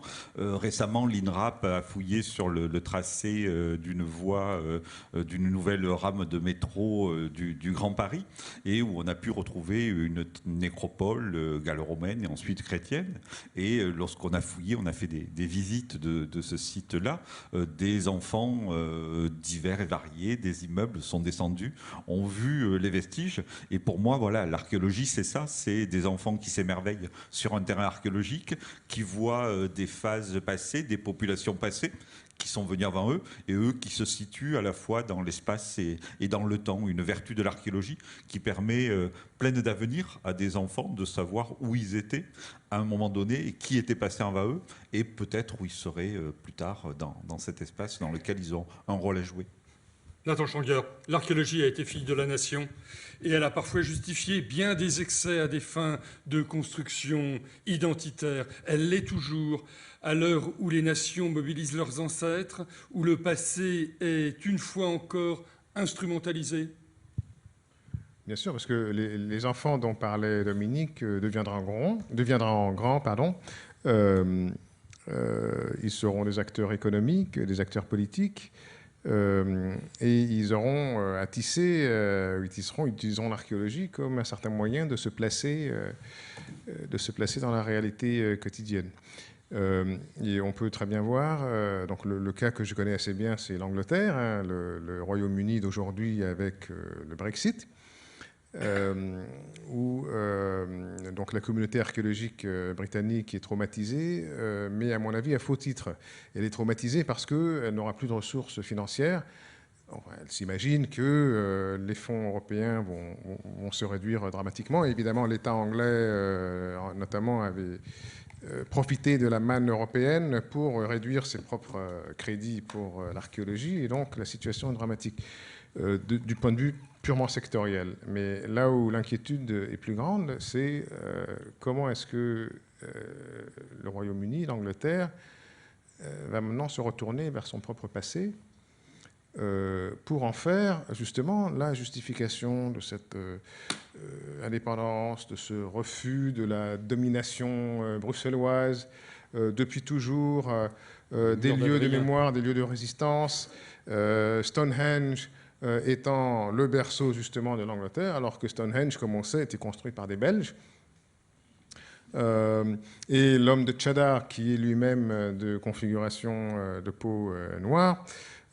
Et il y a une vraie crainte. Pour moi, c'est assez intéressant de voir, puisque d'autres, on n'associe pas tellement l'instrumentalisation du passé avec un pays si éclairé, ouvert, anglo-saxon. Et on va voir dans les années qui viennent comment effectivement le passé va être repris pour compte de façon qui risque d'être inquiétante. Et c'est pour ça qu'une histoire des civilisations fait partie des remparts contre les appropriations de ce genre. Alain Schnapp, en conclusion, pour comprendre le futur, il faut vraiment se retourner vers le passé? Oui, enfin, c'est pas une obligation, mais c'est bien utile. Et c'est bien utile au sens où nous n'avons pas inventé cela. C'est quelque chose qui est en quelque sorte inscrit dans la mentalité humaine comme un impératif catégorique. Hein. Saint-Augustin disait déjà qu'on ne peut comprendre les fins si on ne comprend pas les commencements. Al-Jaïz, au IXe siècle, un philosophe arabe, disait que l'homme est ainsi fait que, afin de mieux comprendre le présent, il doit regarder le passé de ceux qui l'ont précédé avec la même attention que ceux qui lui succéderont regarderont le passé des gens d'aujourd'hui. Donc on voit que cette idée, je pourrais citer aussi des philosophes indiens qui disent la même chose, il y a cette idée que sans les morts et sans nos prédécesseurs, eh bien, il n'y a pas d'humanité, il n'y a pas de groupe. Et ce que disait Godelier, l'homme fabrique sa propre société, c'est l'homme fabrique sa propre mémoire, et cette mémoire, elle doit s'appuyer sur des temps qui peuvent être courts, qui peuvent être moyens, qui peuvent être longs, et qui dépendent en quelque sorte des lunettes qu'on se donne pour regarder le présent dont le passé est constitutif. Eh bien, merci beaucoup. Et puis, tournons-nous vers l'avenir et peut-être donc des questions. Oui, vous avez évoqué tout à l'heure les grandes périodes de l'humanité et on a sauté allègrement du chasseur-cueilleur au céréalier, enfin au planteur de blé. La Bible nous dit que quand on a commencé à planter le blé, c'est qu'on était chassés du jardin. Et je crois que la Bible est un peu plus juste dans l'archéologie, c'est-à-dire qu'elle se souvient quand même d'une grande phase de mixité de l'économie humaine entre les chasseurs-cueilleurs et les jardiniers. Il faudrait peut-être dire les jardinières, les femmes. Et cette période où on fait de la chasse, de la cueillette, de la pêche et du jardin est certainement la période la plus longue. Or, dans la périodisation de l'humanité, on passe en général, on fait une forclusion sur cette période du jardinage, qui est le fait de sociétés qui migrent très lentement, qui défrichent, qui font du jardinage, qui font de la chasse, la pêche et la cueillette, et qui vont changer leur terrain au bout d'un certain temps. Cette période-là est la période africaine la plus longue, puisqu'elle existait encore il y a récemment en Afrique, et qu'elle a certainement des sources très profondes. Ma question là-dessus est, y a-t-il moyen en archéologie de mettre en valeur cette partie de l'activité humaine qui est le jardinage? Je suppose qu'il y a certainement des choses, mais s'en est préoccupé. Alors, le terme de jardinage, si vous l'empruntez directement au texte biblique, est bon. Et puis, il est doux, il est agréable à l'oreille. Il nous rappelle presque le week-end passé. Mais au-delà de ça, quand vous parlez des témoignages archéologiques, souvent, on a imaginé effectivement la forêt comme un espace de chasse, de récolte de bois, et puis des espaces ouverts qui étaient, eux, des espaces de culture. Aujourd'hui, pour des périodes très récentes, même aujourd'hui en France, pour l'âge du fer, pour la période romaine et même pour le Moyen-Âge, on a des traces d'abbaties brûlées qui sont fréquentes dans nos forêts, c'est-à-dire des moments où on veut avoir des terres supplémentaires. Le moyen le plus simple de défricher est de mettre le feu. On met le feu à la forêt, ça enrichit la terre. On fait du jardinage, donc entre les souches d'arbres qui sont parfois ne sont pas tirées, et donc on plante dans ces espaces-là sur une terre qui produit beaucoup. Généralement, ça peut durer 5, 10, 15, 20 ans selon les anthropologues. Ensuite, la terre s'appauvrit. À nouveau, effectivement, il y a des repousses d'arbres et donc la forêt regagne dans ce système de va-et-vient. Donc ça, c'est pour dire que des pratiques voilà, de dessartage, d'un petit brûlis ont existé à des périodes récentes et peuvent illustrer toute ou partie de ce que vous appelez le jardinage. Et puis également dire qu'il n'y a pas effectivement le passage de populations prédatrices direct à des populations qui sont productrices et qu'à tout moment, la cueillette a pu être un complément important dans l'activité économique. Et à la limite, on pourrait presque citer les chasses à la baleine dont on entendait parler encore il n'y a pas si longtemps que ça et qui existent pour certains pays à niveau industriel. C'est une économie extrêmement importante et on est presque là, pardon, sans offenser personne, dans une activité qui est paléolithique, vu qu'on a une activité de pêche et non pas une activité de production en tant que telle. Donc, je signalais que dans l'ouvrage que vous allez lire avec grande attention, donc il y a plusieurs chapitres, notamment sur l'agriculture en Nouvelle-Guinée, et je pense qu'il y a aussi sur l'agriculture en Amazonie. Donc toutes sortes de pratiques qui démontrent l'Amazonie, surtout, c'est assez frappant que là une vraie révolution dans nos connaissances, avec des collègues comme Eduardo Goes-Neves ou Stéphane Rostin, qui montrent très bien que la forêt vierge amazonienne a subi toute une gamme d'interventions dans le domaine de l'horticulture, etc., sur des périodes très considérables, résultant dans une terre noire et donc des traces archéologiques. Et donc, c'est un complément que vous allez trouver dans l'ouvrage.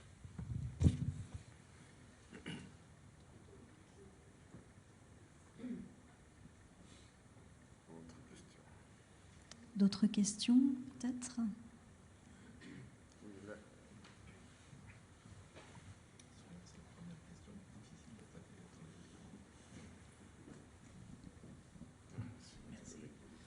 Je voudrais revenir sur un point que M. Garcia avait évoqué tout à l'heure. C'était toujours à propos de la néolithisation, c'est-à-dire la néolithisation qui entraîne un peu la sédentarisation. Et il y a une chose qui m'a frappé dans ce que j'ai entendu chez Hublin, du point de vue de l'évolution, c'est que la sédentarisation a permis aux enfants aux petits-enfants de ne pas être complètement dépendant de sa famille proche, c'est-à-dire de sa mère et de ses proches, mais d'une communauté qui est élargie et qui, donc, dès la naissance, permet à l'enfant, pendant sa croissance jusqu'à la vingtaine d'années, d'avoir une formation bien plus large et variée que celle qu'il avait dans la période précédente. Et alors, ce qui me fascine là-dedans, c'est qu'en fait, d'après ce que j'ai cru comprendre, c'est que ceci intervient dans l'évolution à long terme du cerveau humain, hein, et de fil en aiguille, une espèce qui modifie sa façon d'évoluer.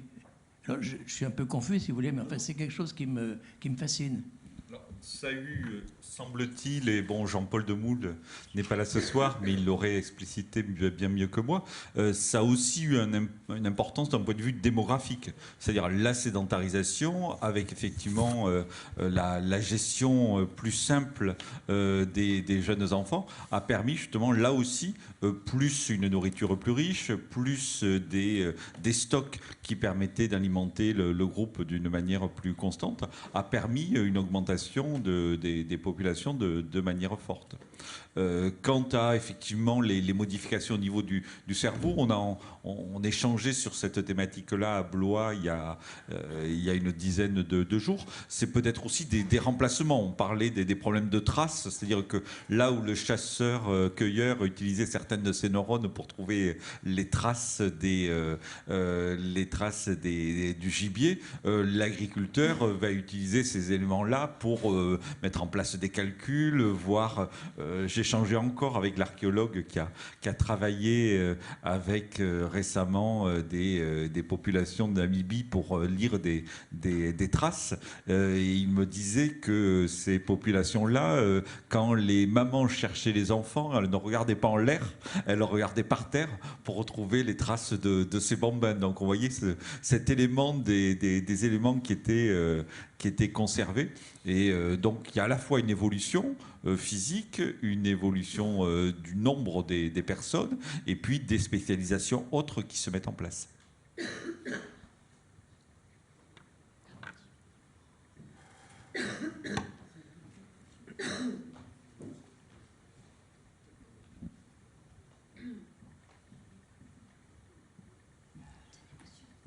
Merci. Oui, avec les nouvelles technologies dont vous avez vaguement parlé là, à propos du LIDAR, etc., je me pose la question de savoir s'il y a des fouilles qui sont organisées dans les anciennes zones qui sont submergées aujourd'hui. Je passe par exemple entre l'Angleterre et l'Europe. Parce que j'ai vu qu'il n'y a pas très longtemps, il y avait des archéologues, je pense belges ou hollandais, qui avaient commencé des fouilles justement dans la partie qui était il y a très longtemps découverte. Est-ce que vous avez des informations là-dessus ? Alors, des informations directes, non, mais il faut savoir, tout à l'heure, on parlait d'archéologie préventive. L'archéologie préventive, donc, qui se fait en préalable des travaux d'aménagement. On pense aux autoroutes, on pense aux routes, mais il faut savoir aujourd'hui qu'il commence à y avoir des concessions d'extraction du granulat en mer du Nord, notamment, mais il y a aussi des pêches avec des chaluts qui perturbent des niveaux archéologiques qui sont aujourd'hui sous l'eau, mais qui, au moment des glaciations, ont traversé au temps de Néandertal. Il y a une belle exposition actuellement au Musée de l'Homme. On pouvait traverser de la côte normande jusqu'en Angleterre sans se mouiller les pieds en faisant un petit peu attention. Donc il y a des endroits où il y a des vestiges archéologiques de ce type-là qui pour le moment étaient peu ou pas explorés et qui aujourd'hui, grâce à l'application de l'archéologie préventive en mer, vont permettre sans doute de documenter tout ou partie de ces vestiges. Même chose sur la côte méditerranéenne où on a tous en tête la grotte Cosquer qui est un espace dont l'accès principal est émergé et donc on peut imaginer que des méthodes aujourd'hui de prospection ou d'études permettront de voir. Il y a, on l'a oublié dans l'ouvrage, un chapitre aussi sur l'archéologie navale et maritime qui est important. Jusqu'à présent, les archéologues en majorité, je schématise un petit peu, qui travaillaient en archéologie navale ou maritime, travaillaient sur des épaves qui étaient près du rivage, soit des bateaux qui avaient été abandonnés, soit des bateaux qui avaient venu heurter un récif. Aujourd'hui, les moyens d'exploration permettent d'observer des épaves à 150, 200, 300 mètres, sans intervention humaine directe, mais grâce à l'aide de robots. Et donc, on a là des vestiges des vaisseaux bien mieux conservés, qui n'ont pas été abîmés par des pilleurs, qui n'ont pas été abîmés par des techniques de pêche un petit peu abruptes, et qui permettent aujourd'hui de documenter un peu mieux à la fois les routes de navigation, mais également les techniques de construction et l'objet du commerce. Donc là aussi, hein, la mer, ça a été écrit, est le plus grand musée au monde. C'est quelque chose qu'on avait regardé comme étant des espaces périphériques, voire on a parlé à plusieurs reprises des continents. On sait très bien que le continent est une invention, en fin de compte, de l'esprit, et la mer est aussi un espace de contact, permet de relier les espaces les uns aux autres, et c'est sans doute un des défis importants de l'archéologie dans les années qui viennent.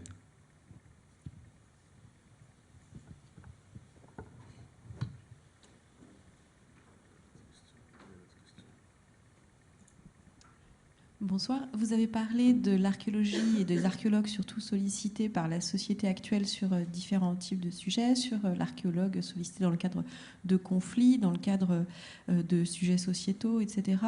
Est-ce que vous pourriez nous dire 2 mots sur les sollicitations éventuelles dont vous auriez eu connaissance dans le cadre de catastrophes, et je pense notamment à des catastrophes nucléaires ou des cas où, malgré des situations dramatiques et où il y a une urgence absolue d'être dans le présent et le futur, certains se posent quand même dans ces cas dramatiques, dans cette temporalité de l'urgence, la question du passé.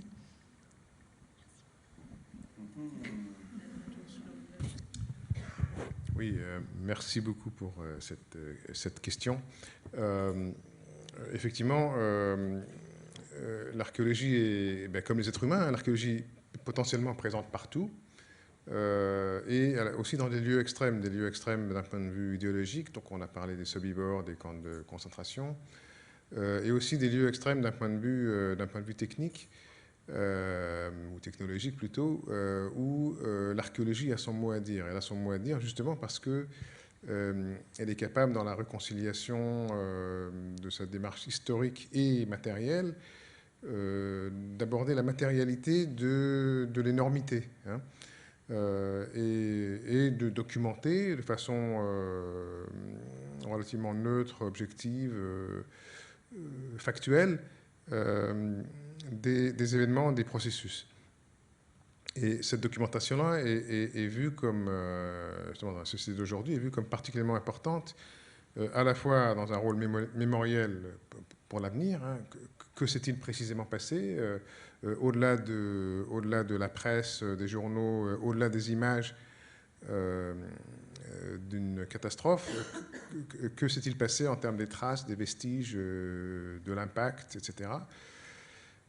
Donc un rôle mémoriel qui éventuellement pourra jouer un rôle dans un contexte juridique, hein, de tribunal, de démonstration, de revendication, de démonstration de l'inefficacité de mesures de protection, etc. Et en même temps, et donc là nous pensons au cas donc de Fukushima au Japon, d'où je reviens la semaine dernière, un rôle patrimonial très important, hein, puisque une partie donc de plusieurs dizaines plus de kilomètres carrés qui ne sont pas accessibles, avec les musées qu'ils contiennent, avec ce qu'on appelle le patrimoine immatériel, les chants, les récits, le folklore qui existait, et l'archéologie, la démarche archéologique joue un rôle et donc est sollicitée par les collègues sur place pour jouer un rôle qui est presque thérapeutique, qui est un rôle de remise en mémoire, de construction d'une certaine image qui va, elle, pouvoir perdurer, alors que la réalité elle-même est disparue, ou bien, et pire encore, au Japon, est inaccessible, est visible, mais inaccessible, hein. Le bâtiment est là, mais on ne peut pas y accéder, et donc il tombe en ruine devant nos yeux, et c'est crispant, et ça fait très mal à une société qui, au contraire, aime beaucoup que tout soit propre et bien rangé. Et donc, pouvoir représenter ou mettre à disponibilité un certain présent qui a disparu dans une date précise, hein, qui est le 11 mars 2011, est un moyen qui sert à la fois l'intérêt de l'archéologue, du savant, l'intérêt de l'ingénieur éventuellement, mais aussi l'intérêt de la population elle-même. Et c'est pour ça que ce type d'initiative que l'on essaye de mettre en pied sur place va pouvoir éventuellement s'étendre à d'autres lieux qui, contrairement au Japon, beaucoup de lieux sur la Terre sont sinistrés mais ne sont pas fortunés. Alors qu'au Japon, le Japon est caractérisé par le fait qu'il y a 70% des tremblements de terre ont lieu au Japon, mais le Japon est un pays qui a les moyens, les épaules financières et organisationnelles pour le traiter.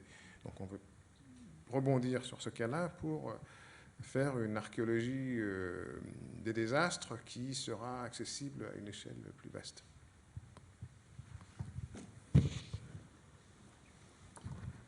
Juste un petit détail, pas en contrepoint, mais pour montrer aussi que l'archéologie pourrait presque éviter des catastrophes, dans le sens où il y a 4-5 ans, le EDF, avec sa filiale ou sa partie sur le mécénat, a mécéné une grande analyse de la grotte Chauvet, parce que ça intéressait EDF de restituer en 3D la totalité de la grotte Chauvet, pour voir effectivement comment les hommes préhistoriques avaient circulé à l'intérieur de la grotte, comment ils arrivaient à s'orienter dans le noir, comment ils arrivaient à se situer en tant que tels, pour éventuellement essayer de modéliser ce système-là dans le cas d'une catastrophe où ils auraient à emmener des ingénieurs dans une centrale nucléaire dont l'espace aurait été modifié et dont les personnes, enfin voilà, travailler sur les éléments cognitifs et spatiaux à partir de l'archéologie pour éventuellement essayer de réfléchir à des situations proches dans des cas de catastrophes nucléaires notamment.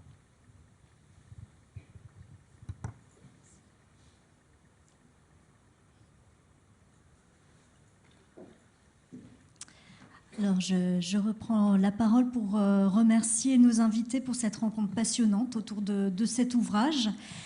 Pour remercier également chaleureusement l'INRAP d'avoir coproduit cette soirée avec la BPI. Vous remercier d'être venu, remercier nos régisseurs et vous dire surtout que nous organisons énormément de débats, de conférences tout au long de l'année. Donc n'hésitez pas à vous inscrire à notre newsletter sur le site bpi.fr. Je vous souhaite une excellente fin de soirée. Juste rajouter un petit mot pour effectivement joindre les remerciements au public et aux régisseurs pour être là et nous avoir permis d'assurer cette soirée. Et puis remercier très sincèrement la BPI de nous avoir accueillis ce soir pour échanger avec vous, même si parler d'un livre est parfois difficile. Merci donc à vous.